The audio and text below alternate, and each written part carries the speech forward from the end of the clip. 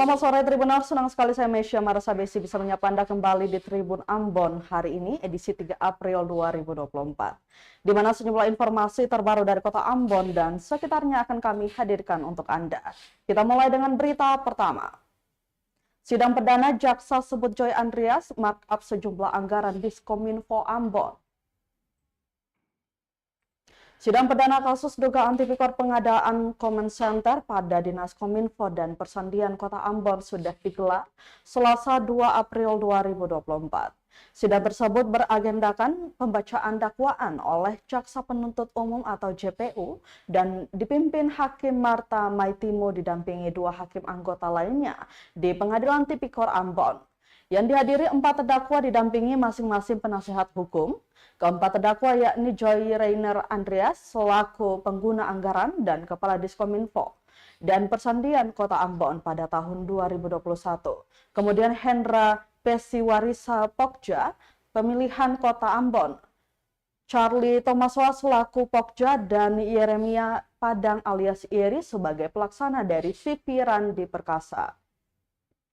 Dalam dakwaan, JPU menyebutkan terdakwa Joy Andreas melakukan sejumlah markup pada anggaran Diskominfo Ambon. JPU menjelaskan awalnya Dinas Kominfo dan Persandian Kota Ambon tahun anggaran 2021 menerima anggaran yang bersumber dari APBD Kota Ambon. Realisasi belanja yang dilaksanakan kemudian dari total pencairan anggaran uang persediaan atau AP dan pembayaran ganti uang persediaan tahun anggaran 2021. Terdakwa Joy Andreas dengan maksud untuk dapat mengelola sendiri sebagian anggaran uang persediaan atau UP dan pembayaran ganti uang persediaan tersebut. Kemudian dakwaan memerintahkan Randy Latupati selaku bendahara pengeluaran untuk menyimpan anggaran masing-masing kegiatan di dalam berangkas pada ruangan kerja terdakwa. Selain itu, Tribuners terdapat beberapa kegiatan yang dananya langsung diserahkan oleh Randy Latupati kepada terdakwa antara lain di antara belanja jasa iklan atau reklame, film dan pemotretan item kegiatan feature bulan Maret sampai dengan Agustus 2021 yaitu sebesar 45 juta rupiah, kegiatan belanja jaksa tenaga pelayanan umum atau sewa Zoom meeting sebesar 18 juta rupiah. Kemudian kegiatan belanja siren launching sebesar 5 juta rupiah dan kegiatan belanja jasa iklan atau reklame, film dan pemotretan video launching sebesar 7 juta rupiah. Terdakwa juga meminta anggaran kepada Randy Latupati dengan maksud untuk melaksanakan kegiatan-kegiatan tersebut sehingga Randy Latupati memberikan uang sebagaimana yang dimintakan oleh terdakwa. Padahal secara nyata kegiatan-kegiatan tersebut sama sekali tidak dilaksanakan oleh terdakwa. Namun untuk mempertanggungjawabkannya, penggunaan anggaran yang diterima dan untuk dilampirkan dalam pertanggungjawaban, terdakwa membuat kwitansi atau nota palsu atas nama Media Visual Production seolah-olah kegiatan tersebut benar dilaksanakan, padahal secara nyata God live. Selaku pemilik Media Visual Production tidak pernah melaksanakan kegiatan dan tidak pernah menerima pembayaran atas kegiatan-kegiatan tersebut.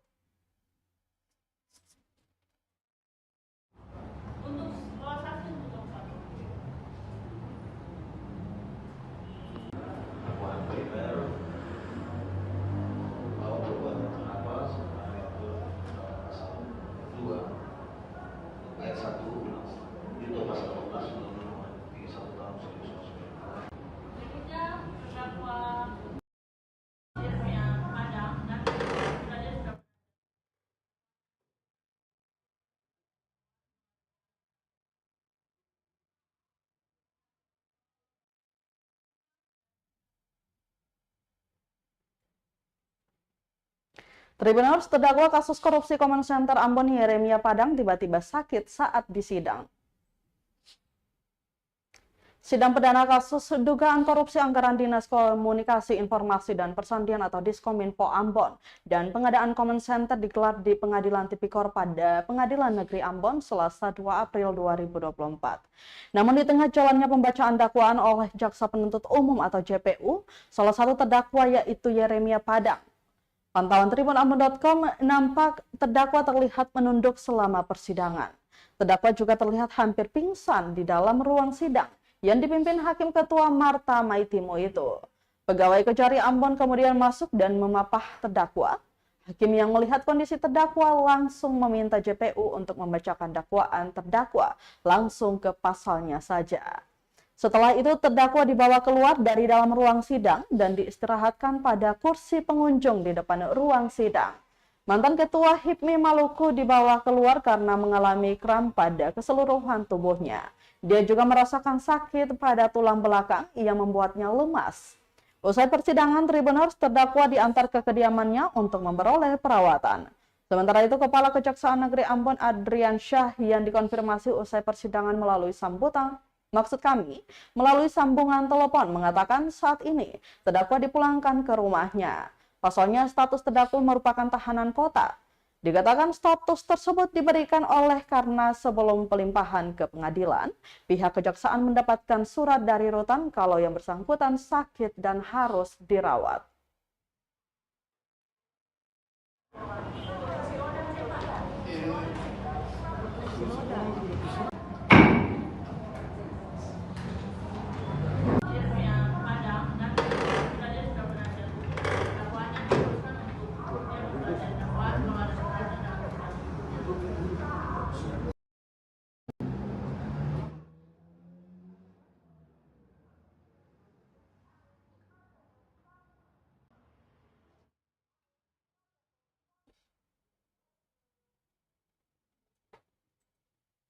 Kita beralih ke berita lainnya, Tribuners, sambangi 9 kecamatan di Maluku Tenggara, Jasmono lepas tim pasar murah. Penjabat Bupati Maluku Tenggara atau Maura melepas tim pasar murah Idul Fitri 1445 Hijriah. Pelepasan tim pasar murah tersebut berlangsung di pelataran Gedung Serbaguna Larvo Ngabal, Jalan Soekarno-Hatta, Ohijang, Selasa 2 April 2024. Gelaran pasar murah tersebut diselenggarakan oleh Dinas Perdagangan Kabupaten Maura. Oleh sebab itu lanjutnya, kegiatan ini akan berlangsung dari tanggal 2 hingga 8 April 2024 dan menjangkau 9 kecamatan, yakni Manyeu, Hoat Sorbay, Kecil Barat, dan lainnya. Menurutnya, Tribuners, dalam pasar murah yang digelar Pemda mengutamakan masyarakat yang benar-benar membutuhkan uluran tangan guna mengurangi beban hidupnya yang akan menghadapi Hari Raya Idul Fitri. Katanya kecenderungan harga barang, khususnya 9 bahan pokok melonjak tinggi yang disebabkan oleh tingginya permintaan termasuk minyak tanah yang memicu inflasi yang cukup tinggi. Diketahui pembukaan pelaksanaan pasar murah 9 bahan pokok dan operasi pasar minyak tanah yang diselenggarakan pemerintah Kabupaten Maluku Tenggara bekerjasama dengan Perum Bulog Tual, PT Pertamina Tual, Kodim 1503 Tual, Lanut Dumatubun Langgur, kemudian Lanal Tual. Ada juga institusi perbankan, retail modern, dan para distributor. Ada wawancara? Pasar untuk minyak tanah. Akhirnya dengan memohon Om Santi Om, Namo Buddhaya, salam kebajikan. Salam. Terima kasih.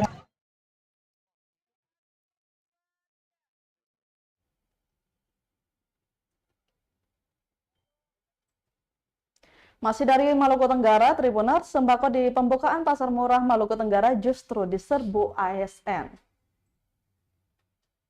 Pemerintah Kabupaten Maluku Tenggara atau Maura melalui Dinas Perdagangan menggelar operasi pasar murah barang kebutuhan pokok di pelataran Gedung Serbaguna Larvo Ngabal, Jalan Soekarno-Hatta, Ohijang. Operasi pasar murah tersebut digelar guna menjaga stabilitas harga bahan pangan pokok menghadapi Ramadan dan Hari Raya Idul Fitri 1445 Hijriah. Pantauan tribunambon.com Selasa 2 April 2024 pukul setengah 11 siang.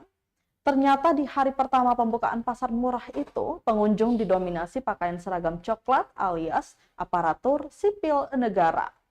Mereka nampak bergerombol lebih dari 3 hingga 5 orang menghampiri 11 tenan yang berada di pelataran pasar murah tersebut. Seakan tak mau kalah dengan masyarakat biasa, ASN malah terlihat lebih banyak memborong komoditas sembako yang dijual dengan harga miring tersebut. Tentunya hal ini diprotes masyarakat yang merasa lebih membutuhkan ketimbang ASN yang aktivitasnya difasilitasi negara tersebut.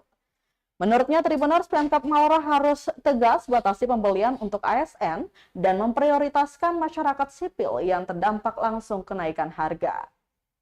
Sementara itu, penjabat Bupati Maluku Tenggara Jasmono, ketika dikonfirmasi ihwal ASN yang nampak mendominasi pembelian pasar murah, mengatakan ASN juga merupakan bagian dari masyarakat. Menurutnya di ASN juga ada klasifikasi golongan 1, 2.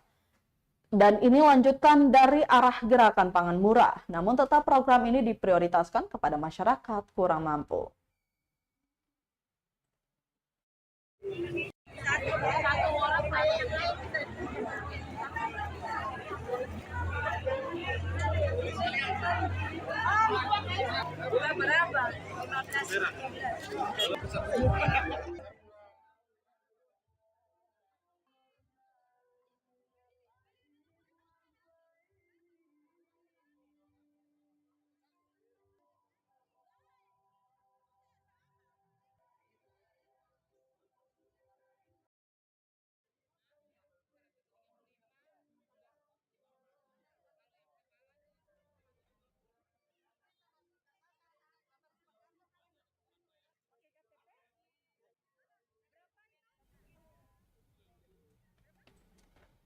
Tribuners, harga bawang merah turun, bawang putih dan bombay alami kenaikan jelang Lebaran.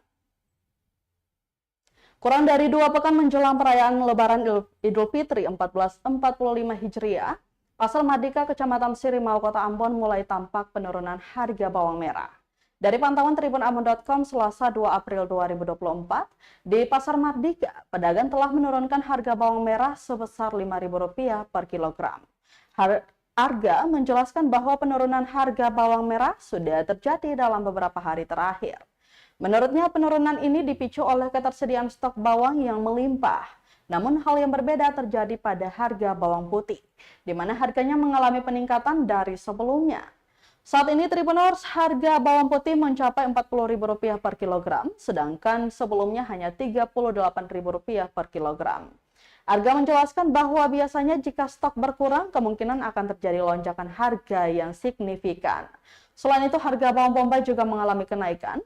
Dalam beberapa hari terakhir, harga bawang bombay naik menjadi Rp40.000 per kilogram, dibandingkan harga sebelumnya hanya Rp35.000 per kilogram.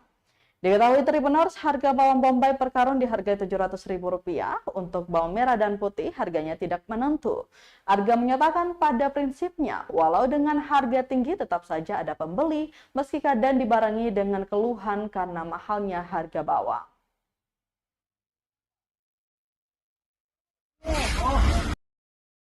Abang boleh jelaskan apa harga bawang sekarang, Abang? Untuk sekarang mau menjelang Lebaran ini harga bawang merah kedepannya akan turun dari harga sebelumnya.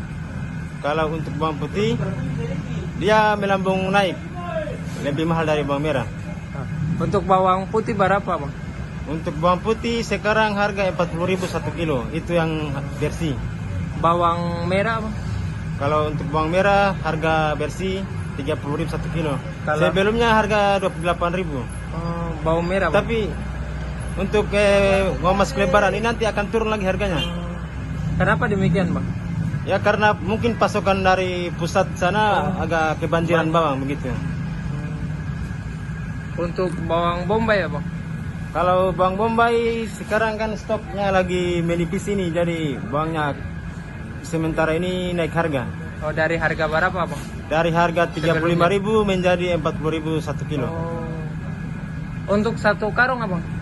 Kalau untuk satu karung yang bawang merah, Iya. bawang merahnya kalau untuk satu karung 25 kilo. Itu Ada yang harga? ini beraneka ragam harganya. Bawang Probolinggo dan Makassar. Kalau Makassar harga Rp20.000 1 kilo yang kotor. Kalau untuk Probolinggo Rp25.000 1 kilo. Untuk sekarung sing jual sekarung. Ini kan dijual satu karung, nanti ditimbang dulu. Ini kan beda-beda harganya. Oh, nanti Setiap karungnya itu beda-beda timbangan. Ya begitu. kalau untuk bawang putih ya, Bang? Kalau untuk bawang putih timbangannya itu kurang lebih 19 kilo. Nanti ditimbang juga. Ya kira-kira begitu. Kira-kira begitu sih. Terima kasih.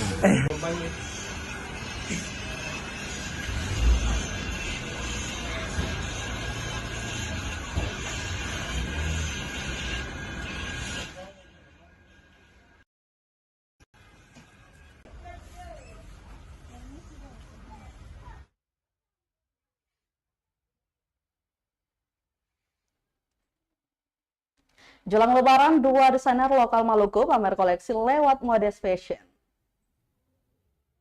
Dua desainer lokal asal Maluku pamer koleksi busana lewat Modest Fashion Mini Fashion Show atau pameran busana yang mencerminkan kesopanan dan menutupi tubuh secara lebih menyeluruh sesuai dengan nilai-nilai moral dan kepercayaan agama tertentu dengan dilaksanakan secara terbatas atau dalam skala kecil. Dua desainer dimaksud yakni Forgaya by Kabeta dan Bagaya by Evi. Owner Forgaya by Kabeta, Berkah Novita, yang juga merupakan produser dari kegiatan ini menjelaskan, tema yang diambil ialah Raya in Harmony. Mengingat acara ini dilaksanakan untuk menyambut Hari Raya Idul Fitri 1445 Hijriah. Untuk koleksi yang ditampilkan dari Forgaya by Kabeta lanjutnya, lebih banyak fokus ke produk tas. Sementara itu, desainer Bagaya by Evi Hehanusa menjelaskan, koleksi yang ditampilkan bertemakan Time is Style of Banda Naira, di mana koleksinya kali ini lebih merujuk ke kegaguman yang luar biasa kepada Banda Naira, baik itu kekayaan rempah-rempah di sana sehingga menimbulkan sejarah dari bangsa asing datang untuk menjajah. Sehingga lanjutnya koleksi yang ditampilkan berupa baju muslim dengan look yang lebih mengarah ke ala noni-noni Belanda yang dipadukan dengan kebaya Maluku.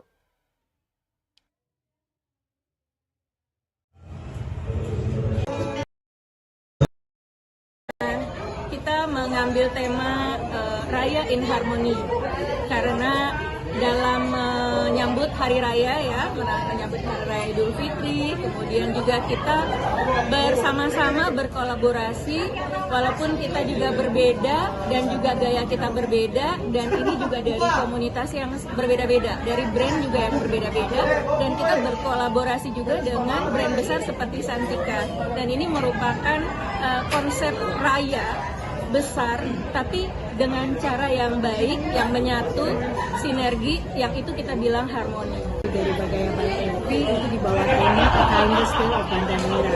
Jadi sebenarnya tema ini adalah lanjutan yang dibuat oleh Bagaya, karena sebelumnya di November kemarin kebetulan Bagaya by Evi itu ikut dalam event nasional seluruh desainer di Indonesia di bawah Indonesian Fashion Chamber. Itu kebetulan Bagaya by Evi mengambil tema itu Timeless Tale of Banda Naira. Jadi tidak ada habisnya kita bicara soal Banda, tidak ada habisnya kita mengagumi betapa luar biasanya Banda dengan segala kekayaannya, terutama sejarahnya, di mana bangsa asing datang ke Maluku itu memang mencari rempah-rempah. Jadi tema itu yang saya angkat, dan kemudian ketika mendekati Lebaran ini saya menarik tema itu untuk masuk dalam Modest Fashion, dibuat dalam koleksi baju muslim yang seperti tadi sudah disaksikan, looknya itu lebih kepada noni-noni Belanda karena memang basic idenya dari situ. Kemudian ada kebaya Maluku, kebaya perempuan Maluku, jadi bisa dilihat sekali ada brokat, ada lace, ada renda-renda, ada topi, ada semuanya yang bersifat romantis. Sangat luar biasa. Jadi ada yang dikalungin lagi ya, ada yang pendek.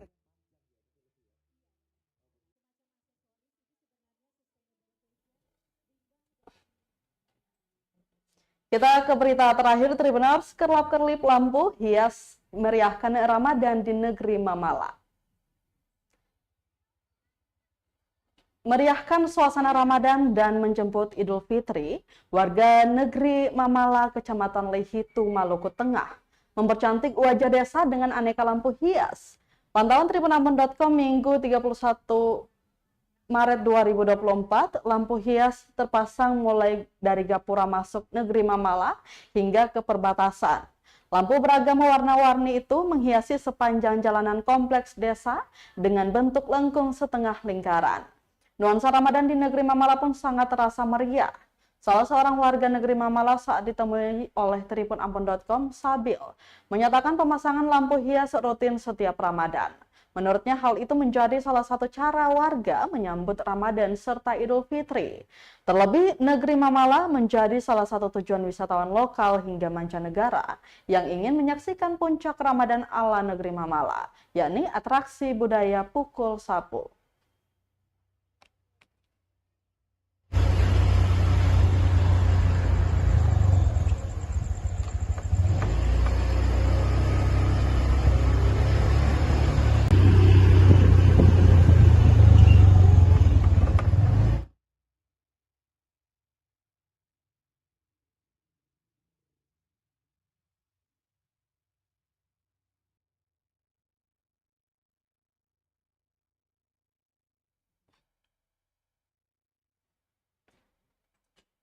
Baik, Tribuners, berita tadi sekaligus menutup rangkaian kebersamaan kita di Tribun Ambon hari ini, edisi 3 April 2024. Mewakili seluruh kru yang bertugas, saya Mesya Marsabesi pamit undur diri. Selamat sore dan sampai jumpa. Amato. Download Tribun X sekarang, menghadirkan lokal menjadi